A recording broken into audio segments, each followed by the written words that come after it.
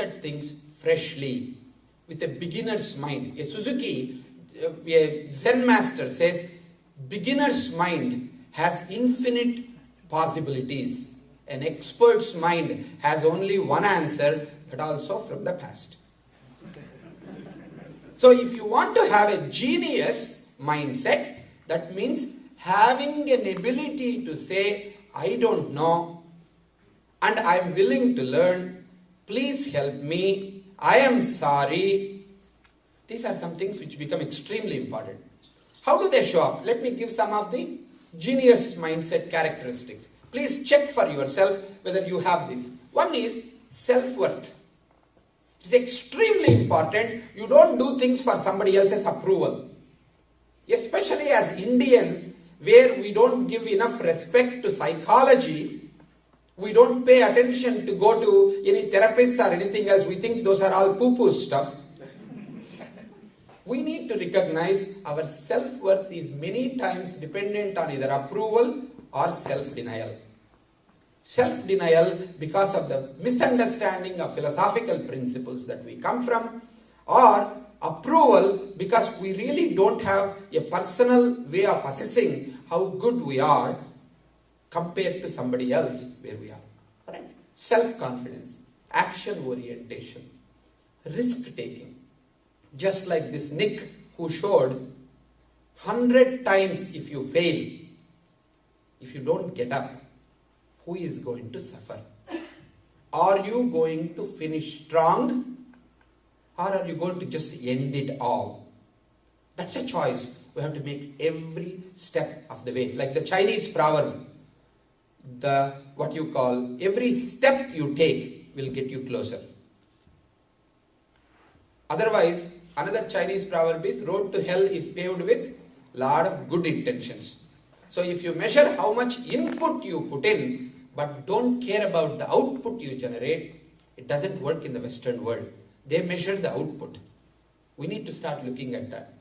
So that means failures of the past will get you the next success. Successes from the past might actually create the next failure. Right? So this requires, in a turbulent time like this, most important is the last one, resilience. You may fall out 100 times, but get up and try it again. And do it as quickly as you can, because otherwise you will have scar tissue formed up and you will have old memories come up. What is the idiot mindset? Focus on knowing, not about doing. Because knowing becomes a booby trap. Especially for Indians, we prize knowing so much that our knowing actually gets in the way of execution. We need to learn how to execute well all the way to the end. It is like closing a car door. Have you ever noticed, if you put a lot of energy to close the car door, it just goes to the end and stops? You have to do it like close the door with the same thing all the way, but not too hard, not too soft, but it has to be continually closed. Have you noticed? Execution is just like that. Smart, but has self-doubt. So what does it mean? You keep on proving how smart you are, even if it is inappropriate occasion. There is an Indian story, because I study Indian mindset. Somebody told me, this is a really important to know. It seems somebody, all our movies are love stories and all of them, right? So it seems one guy loved another girl and he wrote a letter every single day to her till she was convinced that, it is better to marry a guy who loves her so much than wait for whom she loves. So she decided to get married. So on the nuptial night, he comes in with a big box. Says, what is there? He says, I only sent one letter a day. I actually wrote 2 letters. So I just want to read to you what they are. And of course the story goes, she said, I'm already married. Don't tell me how much you love me. Do something. So that's something else altogether. It's a different seminar. But you need to recognize where you focus on telling, where you focus on talking about it, but you don't do anything. You need to look at what areas in your life are you focused on showing off rather than delivering. Right? Cautious. We are very risk averse. As a general group, you need to think about and say, when you are taking risks, is that really a risk for you? Fourth one, defensive posturing and justification. If anybody comes and says, these are 5 things which made you fail, you say, no, you don't know me. If you really know me, you won't say these are the things. We will always go for justifying why we did what we did. You know what? It doesn't really matter. Cut that out. Focused on external validation. This comes with approval syndrome. Finally, the confidence depends upon how one is received. You know what? Doesn't matter. If other people don't receive you well, they don't think you are good, your self-worth does not go down. You need to recognize that's important. So, as we begin this organization and as we come to the end of some of this stuff, you need to recognize your mindset determines your actions, your behaviors, no matter what, wherever you are. It's like Prasad keeps on prasading wherever Prasad goes. Similarly, your essence, your self, your identity, your personality shows up before you even open your mouth.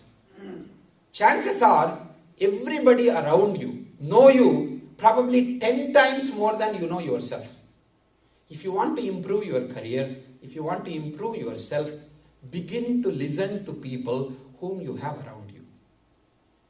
Second, genius mindset can always be ignited at any time because it doesn't require any knowledge, it doesn't require any past. It is about beginning right now. It can happen. It connects with the emotional intelligence. It connects with certain ability to say, I don't know, please help me. And openness to look at it. But what is interesting is, in any of these kinds of talks, about 3% actually take this talk and do something. About 10% attempt to do something. 90% of them, like next time they sneeze, everything else is gone. Next time they go to bathroom, everything else is relieved. Next time they change their clothes, everything else is just... So if you don't do any of them, they will stay. But if you do any of them, you won't even remember. So you need to see, do you belong to the 3% who will actually make something out of it, or 97% who along with changing clothes or going to bathroom and sneezing, you lose everything else which you learned. Last one in, first one out. LIFO approach. We do it for software, we do it for our life. You need to see which one you belong to. So summarizing some of those, what I just said, there are 3 gaps. I began by talking about Trikarana Suddhi. Manasa, Kaya, Vacha. The knowing or thinking, doing gap is what gives you credibility. Have you ever noticed our children tell us that you are a hypocrite, you don't follow what you do much more than anybody else? Why?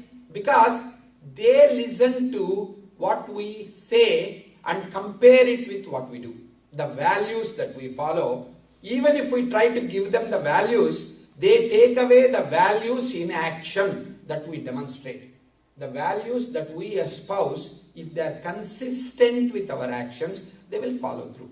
Same thing happens in your team, same thing happens anywhere else. If you can actually bridge the gap between your knowing and doing, you will develop credibility. In these times, turbulent times, credibility is extremely critical. If they do not believe in what you say, you don't have a future of any other kind. You have to first bridge the gap between knowing and doing. Second one is feeling doing. That is about commitment. You may say, this talk was very good, but are you going to do anything about it? You know, if you were to give me this talk 10 years ago, I could have. But right now, I think I'm a little too old. Or I'm too senior. Or this doesn't apply to me. Or, you know, I heard this before. There is nothing new what you said. I know this all the time.